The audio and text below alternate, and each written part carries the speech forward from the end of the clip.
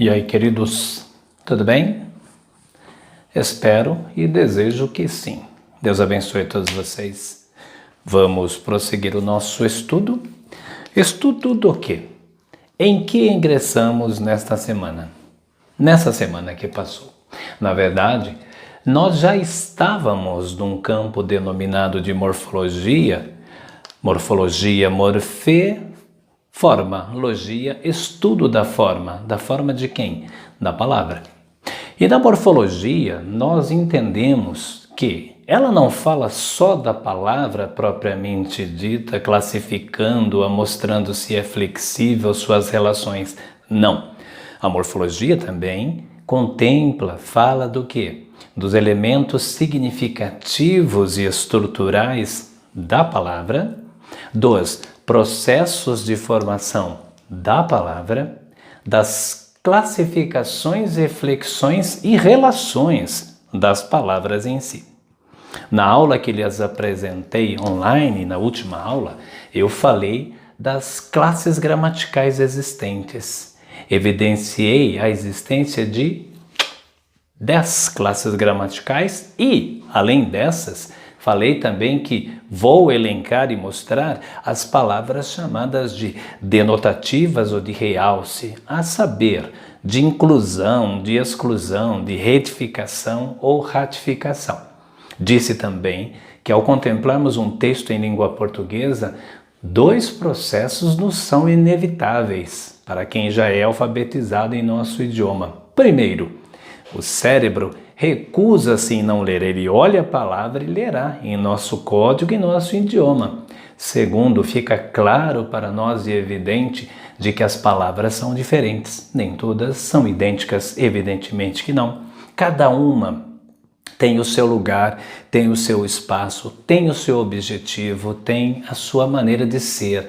Cada uma tem a sua classificação. Algumas, 6, são flexíveis quanto a gênero, quanto a número. Outras, 4, são inflexíveis, principalmente no que diz respeito a gênero e número. E aí começamos a abordar a primeira classe gramatical, chamamos de substantivo. Vamos recordar alguma coisinha e progredir um pouco mais, e o restante vamos fazer no ambiente virtual. Vamos lá? Substantivo, primeira coisa que eu disse. Identificar uma palavra ou uma classe gramatical parte do princípio de nós entendermos o nome que ela carrega, o nome que ela traz. Substantivo indica substância, coisa existente. E é esse o papel do substantivo em nosso idioma, indicar para nós tudo aquilo que existe ou julgamos existir.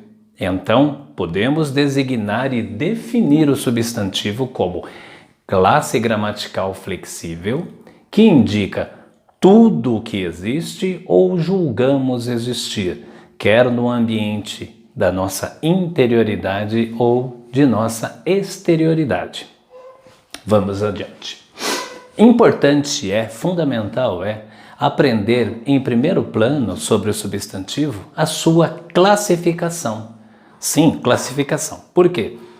As palavras em língua portuguesa são classificadas segundo a sua flexão, se ela possui, segundo o seu objetivo para que ela serve, segundo, enfim, as suas relações com outras palavras.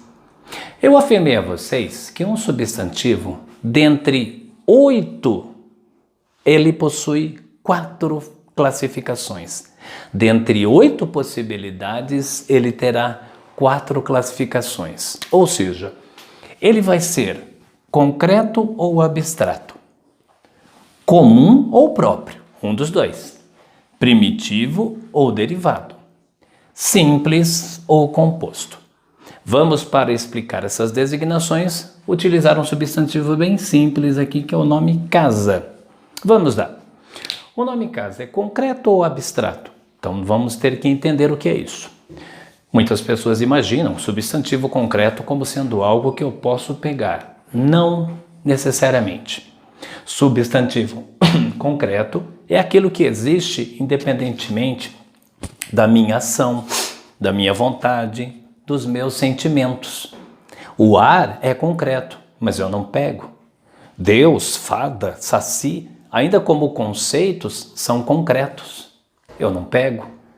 Caneta é concreto.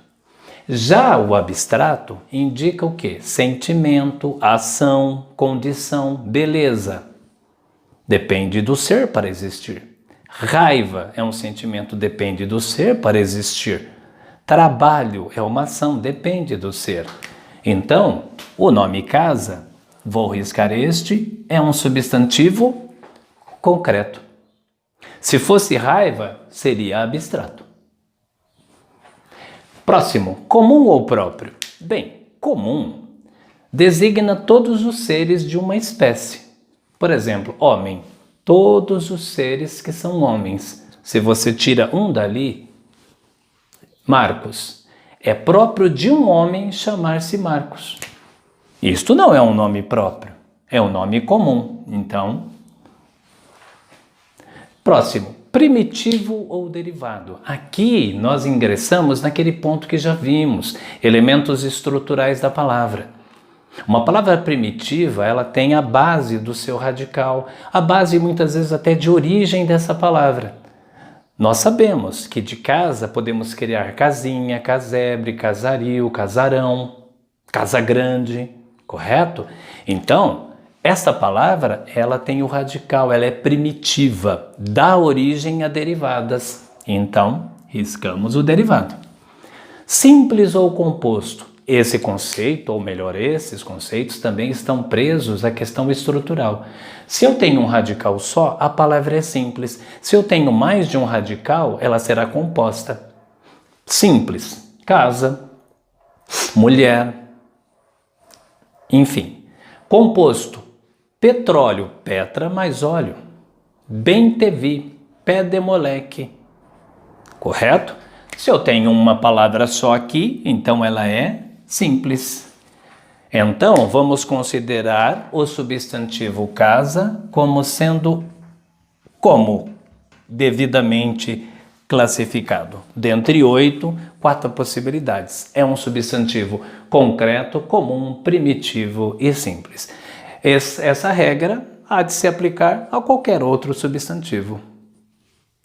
Por último, nesta aula, vamos falar dos substantivos chamados de coletivos. Eles bem se encaixam no universo dos comuns, porque eles indicam uma coletividade de seres.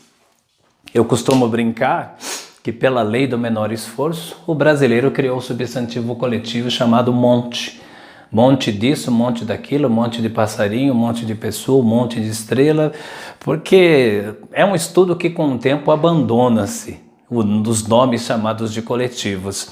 Um ou outro se acerta com eles, mas muitos são os coletivos em língua portuguesa que designam seres, coisas, utensílios, elementos astronômicos, sim.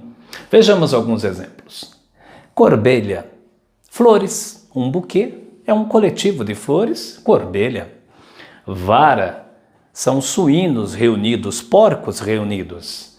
Pinha, é uma multidão, que já é coletivo de pessoa, mas é uma multidão como? De pessoas curiosas.